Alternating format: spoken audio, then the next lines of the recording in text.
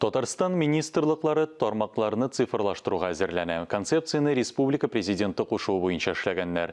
Әлеге чаралар Татарстанда яшәүчеләрнең һәм бизнес җәмәгатьчелекнең тормышын җиңеләйтергә тиеш. Бу хакта матбугат конференциясендә Татарстанның цифрлы үсеш министры Айрат Хәйруллин сөйләде.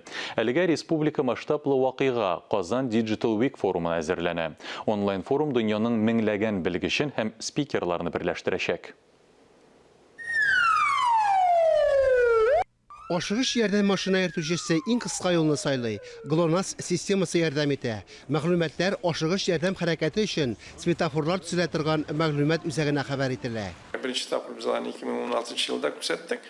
КамАЗ 2017 yılda indi biz Европа күләмендәге нәтиҗәгә килдек. Мин нигә әйтә аламын? Ул турында 2012 елда шундый машиналарда biz Европада конференцияларда йөрдек. Шундай 6 елдан соң Россия күләмендә менә шундай машиналар булды. Интеллектуаль транспорт системалары катлаулы технологияләрдән тора. Алар кешеләргә уңайлыклар тудыра. Акыллы механизмнар турында яңа онлайн форумда фикер алышачаклар. Форум дөньяның төрле төбәкләреннән 6000 белгечне берләштерә. Иң мөһиме, аларның иминлеген тәэмин итәчәк. Дистанцион аралашу коронавирус таралу куркынычын киметә. Глобаль челтәр масштабында кешеләр иминлеген тәэмин итү 5 юнәлешнең берсе булачак.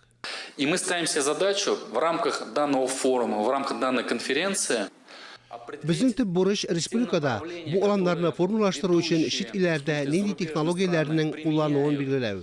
Россия, Япония, Америка Кушма Штатлары, Сингапур экспертлары традицион технологияләрне гадиләштерү турында фикер алышырга җыена. Бу кешеләргә дәүләт белән аралашуны җиңеләйтү, хөкүмәткә икътисадны яңа дәрәҗәгә күтәрү өчен кирәк. Фанис Мөхәммәтов, Регина Сафиуллина, Тахир Хәсәнов, Татарстан яңалыклары.